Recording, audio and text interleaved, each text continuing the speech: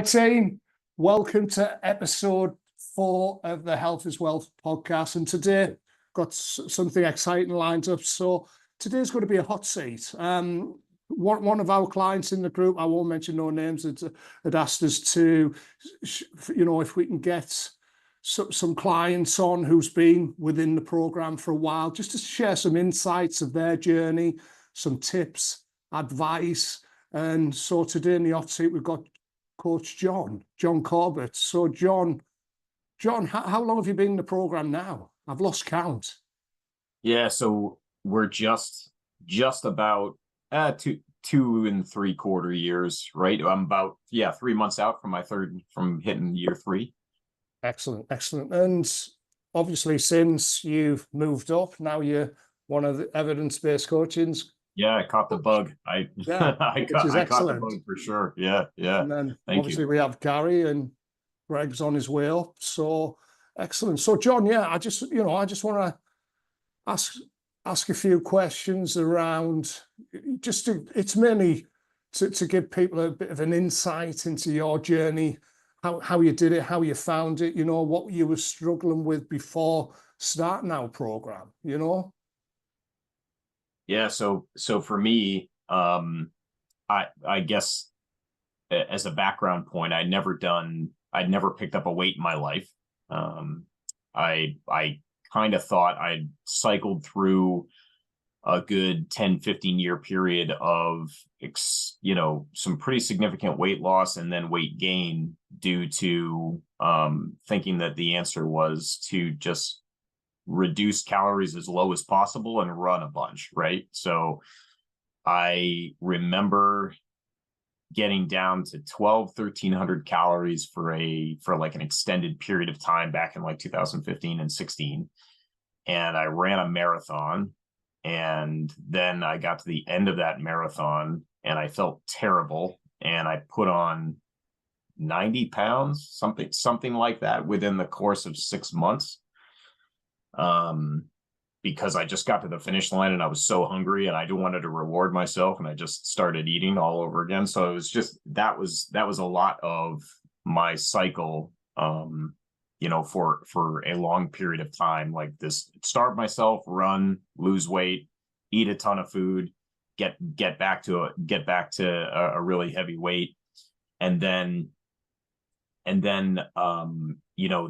as I got older, I started to experience more challenges, periods of where the height of my weight gain was I had kind of developed this defeatist mentality where I wasn't really going anywhere with it. I'd drop 5 pounds and then I'd get hungry again, right? And I wasn't really willing to stick with anything for a period of time. And also I was trying fad diets. I was moving from one thing to another, saying, okay, well, let's try, let's try intermittent fasting, but like I still was eating the same amount, right? And it was all the wrong foods. And then I would try, keto, and a whole slew of a bunch of shakes. I was on shakes like all the time and then I would give up and start eating again. So there was nothing really consistent, and it was an extended period of time where you think you can do it all yourself. We're all our own experts, right? In terms of health and fitness. And it was, when I reflect back, it was amazing to me how, I wouldn't, if I'm going to have work done on my car, I'm going to seek a professional. If I need something legally done, I'm going to seek a professional. And why would not approach my health in the same manner? It was time to seek a professional. And by the time I spoke to you, Craig, I was, my doctor was telling me I was pre-diabetic, and my blood pressure was really high, and my triglycerides were off the chart. So I was in kind of a place where, and then with my family and my social life, that I wasn't doing any favors for myself in terms of my stress and, how I presented for my own family. And so then all of that kind of contributed to it contributed to me, speaking to you and getting that journey started. So, Yeah. yeah. Excellent, excellent. And John, like I'll never forget our first conversation we had, when you reached out, well, I reached out to you, we had a chat, didn't we? We had an initial Zoom call and then we had a second call, and you were a bit skeptical to begin with. For sure. weren't you? Yeah. And, before investing into the program, what would you say was your biggest, hesitation? What was your biggest smoke screen? What do you feel was Yeah. So for me, I had thought, I still was holding on to that, well, why can't I just do it myself? Right. Like I was still insisting, well, not insisting, but in the back of my head, I was kind of like, it's all it is weight loss. All it is exercise. You know what I mean? Like I can get off the couch and I can move and I can, stop eating as much as I'm eating. But as we begin to talk, and you were telling me about your story, that was really impactful for me, because I'm talking to a person who's coming from the same place, right? And it's about relatability, and and I was at a phase where, as well, I had my skepticism may have been less than the average person because of how at my wit's end I was, right? So I was kind of like, I need someone to tell me what to do, right? And that piece of it was helpful. But on the other end of it, there's always things like, you try to work through things and say, well, there's obviously a cost to hiring a professional. There's obviously, and not just in terms of financially, but is this going to change the way my friends, interact with me? Is this going to change the way my family interacts with me? Am I going to have to rearrange my busy schedule? So there's all those pieces that go into that skepticism. And essentially, yeah, there was a lot of different things going on in the back of my head and then the ultimate skeptical piece was, am I just going to fail at this like I failed at everything else? Right. So there was all of that going through my head while we were in our initial conversation. Yeah, and obviously them first 6 months, you've done really well, John. Tell us a little bit about the results that you got, how you found it, and in general, and how you navigated it to begin with. It was new to you, wasn't it? Like counting, tracking macros and hitting them numbers sort of thing as such. So just explain how, can you walk us through that, John, like the results you got and how you navigated it through the program in each stage? Yeah. So for me, first of all, the first hurdle I had to get over was the amount of calories you programmed me.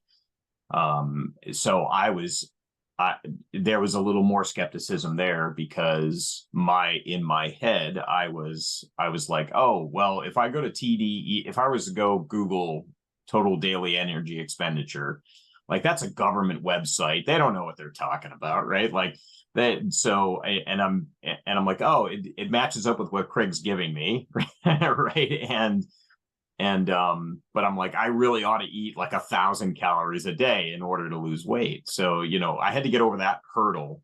But once I did, and I started to understand the process and started to understand what a deficit actually looks like, and seeing results, as soon as I started seeing results, because I was following the program to a T and just trusting in the process, that first couple of days was incredibly motivating. And then we're checking boxes, and then I learned what a true plateau actually was. And we're not talking a day. We don't get excited about dropping 2 pounds overnight and then a pound up the next day and then a pound down. You know what I mean? Like it's not a linear thing. So kind of understanding all of that and kind of learning as I went and asking a lot of questions is what helped me to navigate through the process. I don't think I ever really felt hungry because I essentially just would follow a particular plan every day. I got up at a certain time. I said, well, I don't get up very early. I do get up early, but I didn't get up, early enough to fit things in. And I found that I didn't need to sleep, as much as I was at the time. I was sleeping I was trying to stay in bed 10 hours, right? And the alarm would go off and I'd be like, oh, let's hit the snooze button. But I still had this busy schedule at work. So I just said, okay, well, you taught me about focusing on my bedtime ritual. So we focused on my bedtime ritual. And I got up earlier and I was able to put exercise into my program. And that motivated me to get my breakfast ready. And that motivated me to get a snack and lunch ready and my afternoon snack ready. So it became one checkbox motivated the next checkbox, really. Or not motivated, but inspired me on the next checkbox. So, and then to just take an even keel approach to it was very helpful for me. And not looking at it like, oh, I went up a pound overnight. This is terrible, right? It's the end of the world. Yeah. Sorry, that was a lot. I just kind of spewed all that No, out. that's fine. That's fine. Yeah, that's okay. And I'll never forget actually that the time when I set your calories and your macros and things, and you actually messaged me, John, didn't you? So Craig, are they correct? 2000, was it 2,700 calories, something like that? And you programmed me 2,700 calories in my first month, and I didn't believe you. And and you just messaged me back. You said, trust the process. And that was, I said, okay, yes, sir. Yeah. So John, you're very busy, obviously being a partner in a business, etc. And how did you actually navigate the journey? How did you plan your day? I think it'd be good to give us some insight there that I feel will help others, especially the new guys who've just come on board, etc. Just to give us a bit of, when it comes to planning nutrition, working long days, 12, 14-hour days, and like sometimes you're working like overnight, aren't you, as well, to get projects finished and things. Yeah, we have a weird clientele with half of it. Well, like, stranger to a weird clientele in many different time zones. So that's that kind of what drives that process. But the really the main thing is that in this group, especially, we're all very busy, right? I don't think there's a single person in this group in EBC that is, these are all folks that are executive level, and in most cases that are working, extreme schedules. Could be the sole provider for their family, or not, but just still, involved in a very rigorous schedule, travel included. So for me, it was wrapping my head around the concept that everything else is going to fall into place. This is the most important thing. To navigate the difference, or to navigate this journey along with my schedule, I had to really get it in my head that nothing was more important, and that the work, I would be successful at work by being a healthier person. I would be successful in my family being a healthier person. I'm not saying it's easy. It's not easy to get up a half an hour early, or to break away from a meeting to say I need to get a bottle of water in, or in between conference calls, taking a walk around the parking lot, or whatever it might be. I'm not saying any of that is easy, but I am saying that it is easier when you convince yourself that by doing those things, you will be better at everything else. And that's for me where I had to start in order to be successful. Because now I'm the guy that's known in my company as I take walking conference calls and give walking presentations. I could be out on the sidewalk giving a presentation to my organization. You know, I'm munching on an apple in the middle of I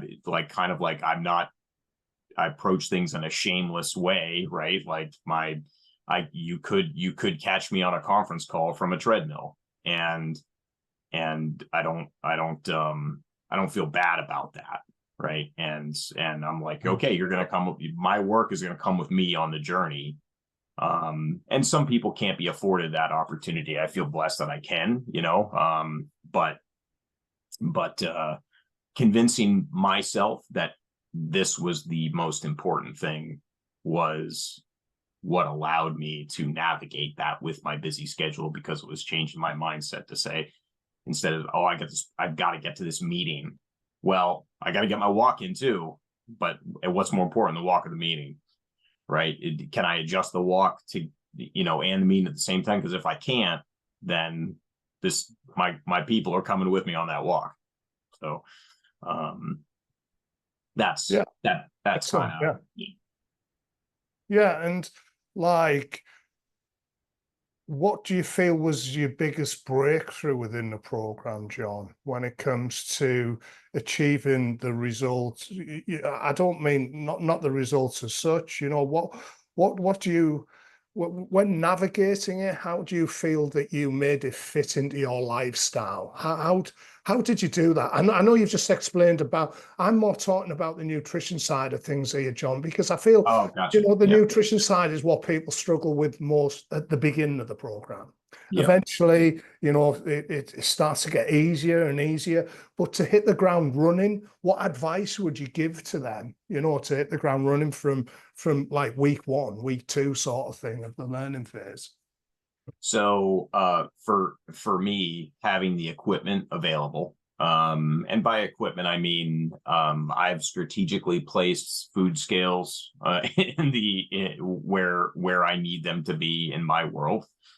I have alarms that go off, that, you know, because I can get my head into the game sometimes and not want to come up for air in terms of work. I'm able to set alarms that tell me, hey, it's time to eat, it's time to drink.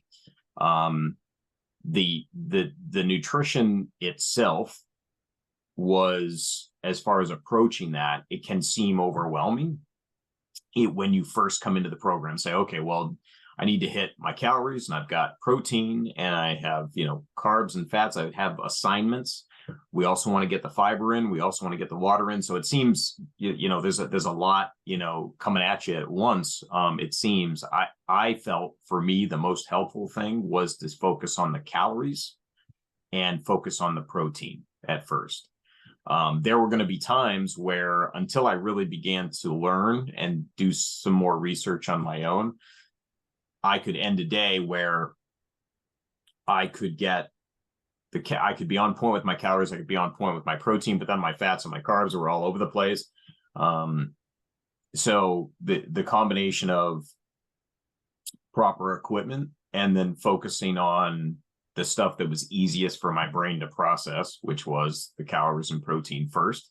And then we added in, then I was like, okay, well, I'm not getting enough fiber. So, like, you know, after I really felt like I was good with protein and calories, a month or 2 into it, I'm like, okay, now let's really make fiber a focus and make sure I'm getting that in on a daily basis. Okay, well, my few more months go by. Okay, my fats and my carbs are like all over the place. So let's see if we can hone that in a little bit. So it was kind of a piecemeal thing, to kind of wrap my head around the entire process. But for me, starting simple with calories and protein and getting those things in, and really understanding what calories and protein consisted of. I think, you know, I remember the other day, like, somebody said, hey, they threw a bunch of I was out visiting some friends, and they said, John, we got some protein options just for you, and they throw down like some a bunch of bacon and a whole bunch of like really fatty stuff like in front of me, and I was like, oh, that looks amazing, and I'm like thinking to myself, I'm like, that doesn't have like any protein in it. And so I mean, I had to look at things, just, here's what I can control right in front of me right now, and ease into it through education. Yeah. Okay. Thanks for sharing, John. Yeah. And there's been travel throughout as well during this time, isn't it? I mean, I think travel, is, we can cover that in more detail on other episodes also, but I think now I'd like to hand it over to Greg. Greg, did you want to ask John any questions, or Gary? Let's start with Greg. So John, I'm curious, just, we talk in this program a lot about the why behind things, and you kind of touched on it early on in terms of, your stress and your weight, kind of not being in the place that you wanted to. But like, if you think about kind of what keeps you motivated now, and kind of, how would you characterize the why behind what you do? Yeah. So that's a simple one. I'm going to say it quick because I don't like to linger on it too long. My wife told me she wasn't attracted to me at one point, and that was one of the more painful things that I've ever heard in my life. And like I said, I'm not going to linger on that too long, but that's my why right there. That's my why right there. Brilliant, John. That was about 2 months before I started the program. So Got it. Thanks for sharing that, John. Yeah, thanks for being vulnerable in that way. And I'm curious, like, you had some surgery a while back, and so I'm curious, people sustain different types of injuries. Sometimes they do need to, whether it's some type of medical procedure or whatever, and that can kind of throw them off in terms of, hey, I made all this progress, but now I'm kind of sidelined for a little bit. So having gone through that surgery, like, do you have suggestions for people to how to stay committed in the midst of injury or some type of medical thing that they might have going on? Yeah, that was I was very nervous about it. I actually had my hip replaced last year. And it is a fairly, I mean, if you think about it, it's a common surgery at this point, right? A lot of people go through a hip replacement. However, one of the things, by the time I had gotten to my hip surgery, I was at my lowest weight, and I was feeling the fittest that I'd ever felt in my life. So there was a little bit of this thought process, like, you're gonna go to get this done, and it is going to impede your progress in some way, and whatever that may be. Go back to a sedentary lifestyle, kind of not able to really exercise and walk for a period of time. And there was fear along with that was like in the back of my head, even though I knew better. It was like, oh, I'm gonna lose all this progress, and I'm gonna just from sitting there for so long, I'm gonna gain all this weight back. And so there was all of that was going on in my head at the same time, as well as I'd gotten into some particular types of exercises. So I was worried about how that would affect things. But I will say this, and I'm incredibly grateful for it. There is no way that I would have been as prepared for that surgery, and no way I would have recovered from that surgery the way I did, if without the type of guidance and this program to support. I felt like $1 million coming out of that cert. Obviously it was tight. There was pain. There was all of that. There was mobility issues for a period of time. But I feel today, that I'm blessed, because I feel that there's plenty of people who have those stories of, I have this nagging injury, I had surgery on it, it still hurts me to this day. I feel great, and I don't feel impeded at all, by that hip replacement.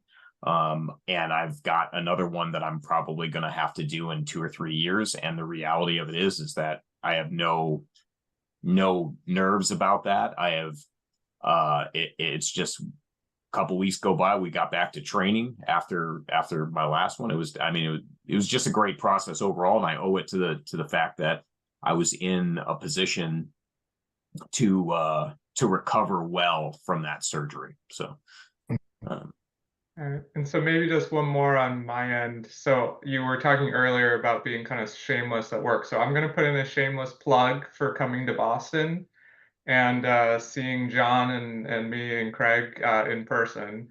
I guess the question around that, Jon, is that when you think about this broader community, you were talking about Craig and kind of your work with him kind of one-on-one, but when you think about the broader kind of EBC community, for some of the newer people, do you have suggestions for them as to how they can leverage the broader group as part of their journey and not just the coach that they're working with? Yeah, that's a great question, Greg. For starters, and I'm connected very well with a handful of people on the team, such as you and Joel.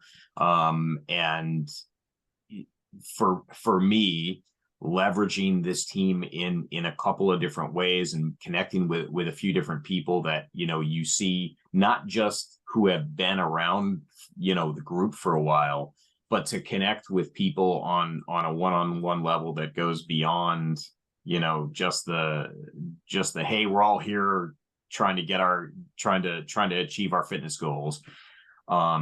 To cheer each other on, it's incredibly inspirational. Like, for instance, you posting your pictures, your before and after pictures yesterday, like, how inspirational is that? And seeing your journey, through both 75 hard, take 1 and 2, as well as your phase 1 at this point. So, I mean, to see that, what Joel's doing with his bench press, and then seeing people who are, coming into the program for the first time, like crushing their goals, like Phil Griffin, Mark Holmes, seeing these guys working out with Craig every Sunday, apparently, which is crazy.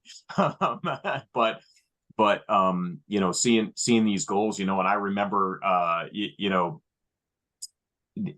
the appreciation that everybody has their different goals, right? You've got Joel, who made the crack the other day about 1.2 miles versus the 12 miles that you had posted on that you were going to go right.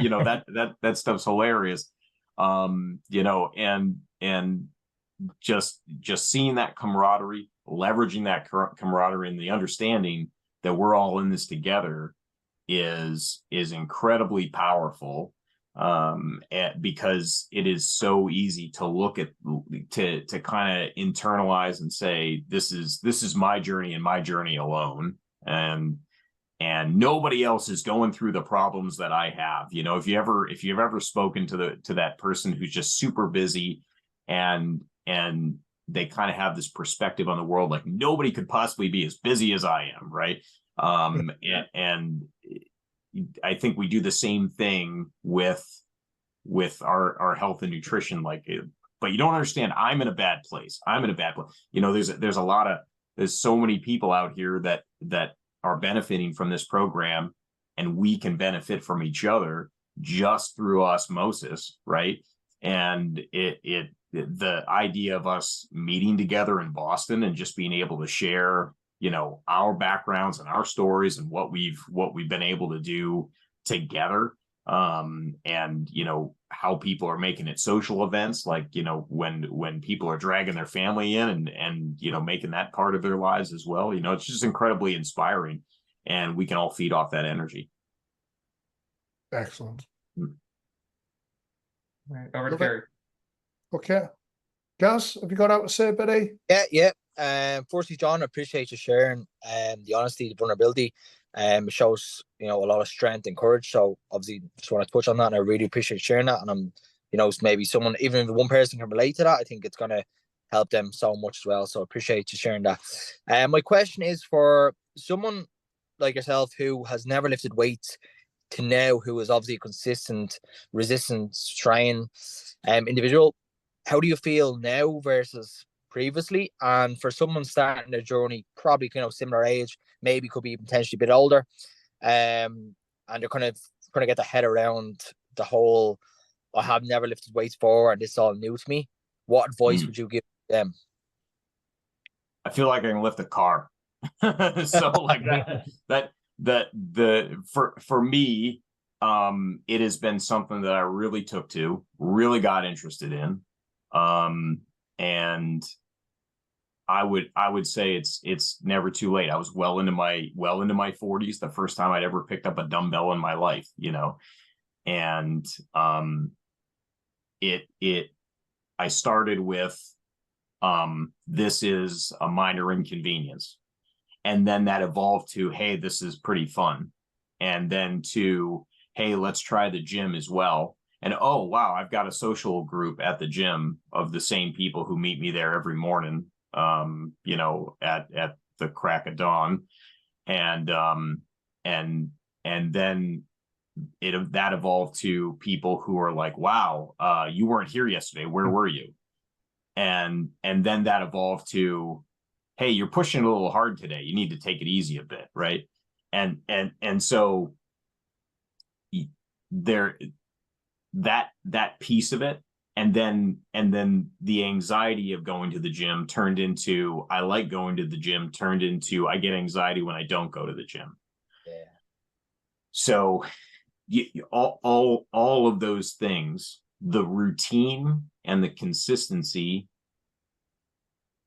created a habit, right? And that habit created something that is like, you just roll out of bed and you just go do it now. It's not even a decision. It's more of a, if I was not to go, I have a situation coming up in 3 weeks where I've looked at the entire day. It's a Monday, 3 weeks from now, and I just don't know if I can physically put myself in a position to get in the gym 3 weeks from now. And I'm looking at that day and I'm going, I don't know.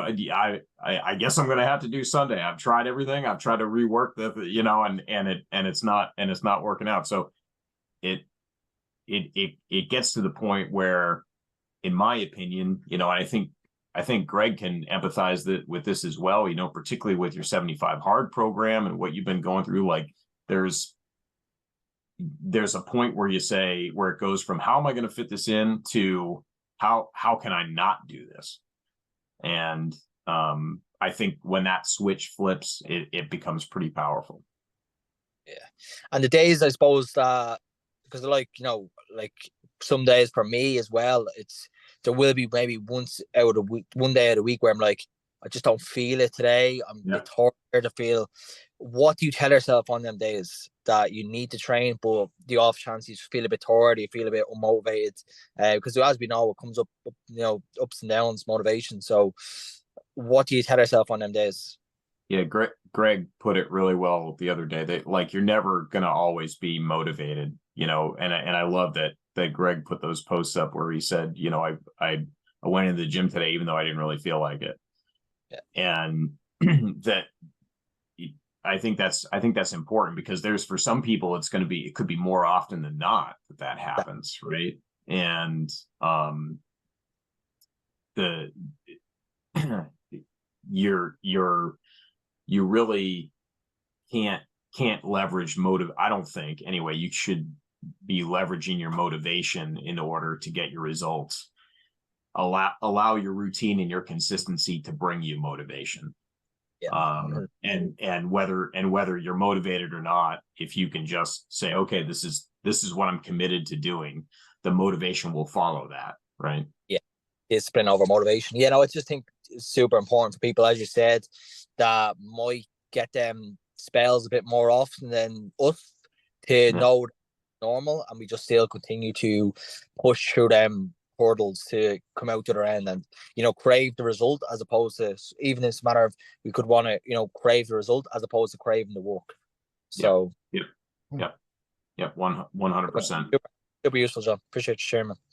Yeah, appreciate you guys. Thanks, Greg. Thanks, Gary. And I think it's important. Like one of the things that when I started my journey, mine was always reverting back to me why. Them days when I didn't want to get out of the bed and go to the gym, you know, I think it's important to have that why, you know, written down somewhere. You know, I have a picture of me. I have a picture. I've had that same picture for 20 years now in my bedside, on my bedside cabinet in the drawer. And I always, you know, every week, at least once a week, I will always look at it and always say to myself, I will never ever go back to that. And I think it's important that, you know, when we're not feeling it, when we're having them shitty days and things like that, I think it's important always to revert back to your why you're doing it, you know, why. Yeah. Anything else, guys? Yeah, so team, thank you very much. Thanks, John. That was amazing. Your story is absolutely amazing. What you've achieved is fantastic, obviously through putting the work in. And that's what it's all about. And this is all, you know, this is what we want you guys to, everyone that's watching this, them days when you don't feel like doing it, them days when you're having, we all fall off. You know, we all have them times when we fall off the wagon, and you know, it's about jumping back on. It's about reverting back to that why, and why it's so important to you, and why you know, why you invested in your health. You know. Anyway, as always, if you've got any questions, just get them in, or messages like privately. I'm sure some of you might want to ask John a few questions, especially the new guys that have just coming on board the last month or so. And obviously, I'm sure Greg and obviously Gary doesn't mind as well. You know, if ever you have any questions or anything around it to help you guys navigate through this and get you to that 2.0, because that's what we do, evidence-based coaching. That's what we're good at. Anyway, thanks for watching, everyone. Thanks for watching, everyone. We will be back in 2 weeks. Any question, anything you want us to cover on any of the future podcasts, please, you know, either private messages or get it in the group, you know, get it in there. And let's keep these podcasts going, because we're doing these to help you guys.